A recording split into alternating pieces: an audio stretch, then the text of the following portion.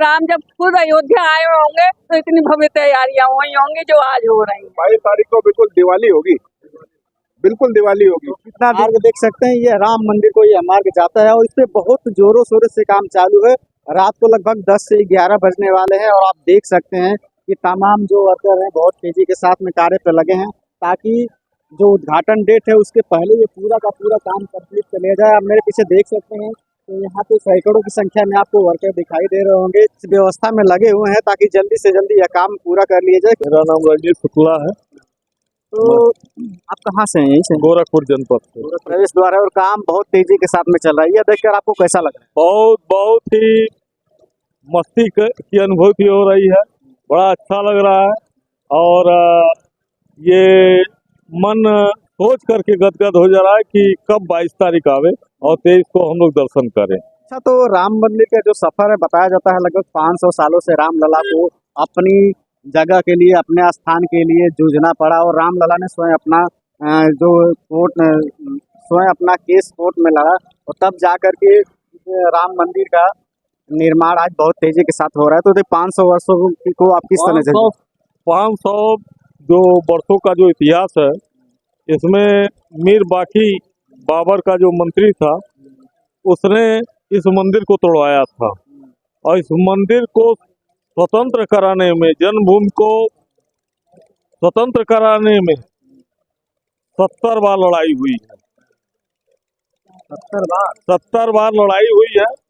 2000 मायावती के शासनकाल में एक फैसला आया था और फैसला यह था कि मंदिर का जो स्थान है जहाँ पे मस्जिद थी वो हिंदुओं को दे दिया जाए, पर और बाकी जो स्थान है उसके बगल में मस्जिद दे दिया जाए।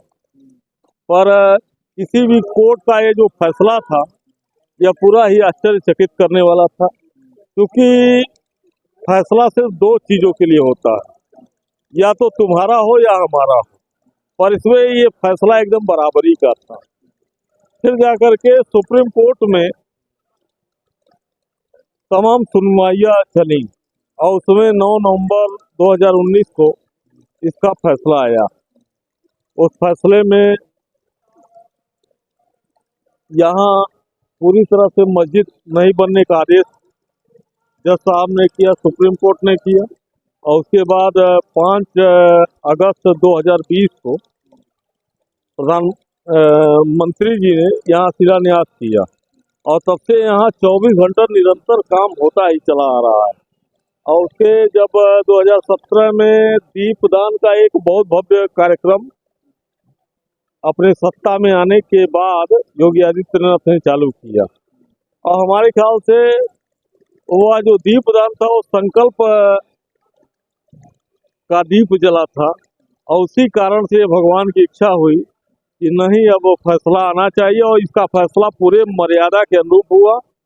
हिंदू पक्ष के लोगों ने न किसी को मारा, न कहीं कोई विवाद खड़ा किया। जो फैसला आया उसको पूरी तरह से माने और यहाँ के जो मुस्लिम पक्षकार भी हैं वह भी बड़े ही गंगा जमुना तहजीब के अनुसार इसको देने में कहीं कोई आनाकानी नहीं की है और राजनीतिक दबाव में भी नहीं है।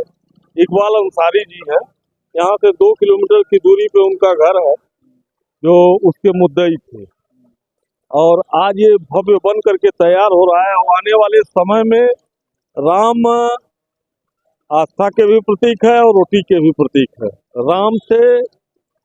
राम को पूजा भी जाएगा और रोटी की भी व्यवस्था होगी, इसलिए ये बड़े लंबे पैमाने पर इसका कार्य हो रहा है कि सिर्फ 3 मांगे हैं, अयोध्या, मथुरा, काशी। जो आम नागरिक, जो मुसलमान है, वो अभी चाहता है कि हम विवादित जो भी जगह है उसको हम दे दें, पर ये राजनीति के शिकार हो जाते हैं, उनके नेता कुछ बोलने लगते हैं। आज बहुत सारे लोग राम का विरोध कर रहे हैं, जो विरोधी लोग हैं वो मन से थोड़ी ना कर रहे हैं, वो राजनीतिक कारणों से बस विरोध कर रहे हैं। उनका ये नहीं है कि हम, उनको डर ये है कि हम आएंगे तो अल्लाह के नाम पर हमें वोट नहीं मिल पाएगा। विरोध सिर्फ उनका ये है। आप दिल से उनसे मांगेंगे तो वह पूरी तरह से उनकी आस्था राम में है, पर उनकी कुछ राजनीतिक मजबूरियां हैं जो नहीं आ सकते हैं। मतलब बहुत अब कैसे बताएं, बड़ा तकलीफ होती थी उस समय को देखते हुए।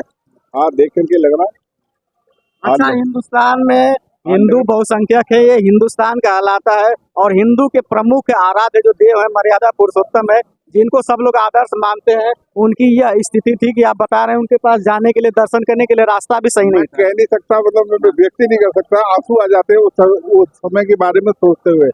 जब हम गए थे देखा था हमने वो हाल, जगह नहीं थी यहाँ पर जाने के लिए, एक बस ये टूटी फूटी दुकानें हुआ करती थी। आप सोच ही नहीं सकते कि ये वही अयोध्या है इस समय। हाथी एक छप्पर टीले पे भगवान जी बैठे हुए हैं, बोले वो है वो समझ में भी नहीं आया था। वो तो चबूतरे पे बैठते थे भगवान। भाई मैं बता रही हूँ ना, वो ऐसे थे और ऊबड़ खाबड़ मिट्टी के जैसे टीले चबूतरे पे बैठा दिया और तंबू फट रहा था जब मैं आई यहाँ पे देखने। तकलीफ तो बहुत थी कि जो राजा थे राम हिंदुस्तान के राजा और एक राज्य उन्हीं के नाम पे राम राज्य था, अब वो फटे हुए उसमें बैठे हैं, उनको घर नहीं मिला। वो मैं बता रहा हूँ, वो 35-40 साल लखनऊ में रहते हुए हुए। हमसे लोग पूछते हैं अयोध्या गए, अरे मैं सुबह क्लिनिक किया, शाम को मैंने कहा चलो चलते हैं अयोध्या होके आते हैं।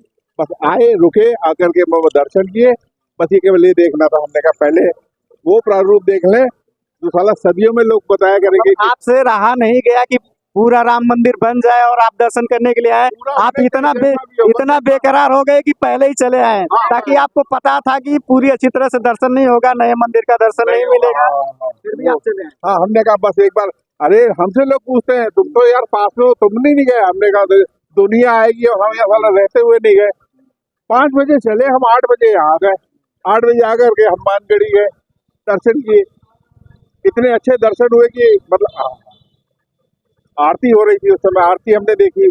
ये कहने लगी कि इतना तो इतने मतलब हम कहे ये तो आ चुकी है, पहले भी आ गई, तो ऐसे दर्शन नहीं हुए थे जैसे आज करे। ये भगवान का भव्य रूप बन रहा है, और क्या है, इससे बढ़कर के क्या होगा। हम तो साक्षी हो गए उस चीज के कि हमारे सामने भगवान का मंदिर बना है।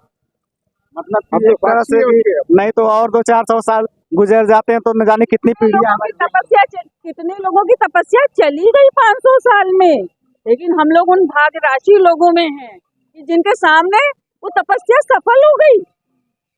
इससे ज्यादा क्या होगा। मैं 84 में आई थी जब वो तंबू वो बना हुआ था, मस्जिद जिसको कह रहे थे, मैं तब आई थी। उसके बाद में जब ढांचा गिर गया उसके बाद में 3-4 बार आई, फटा हुआ तंबू भी देखा है, वो गैलरी होते हुए आ देखा। जब योगी जी महाराज ने उनके लिए एक अच्छी सी केबिन बनवा दी, मैं तब आई हूँ। और आज तो कितना % चेंज आपको दिखाई दिया उन 84 के बाद अब तक? मुझे 84 के बाद भी मैं गलियारे आई थी, बहुत अच्छी स्थिति नहीं थी, फिर भी बीच में आई वो भी अच्छी नहीं। जब मैं पहली बार योगी जी बन गए और उन्होंने उनका अच्छा सा केबिन बनवा दिया तो दिल को एक खुशी हुई कि कम से कम उनको भी एक कमरा तो अच्छा मिला।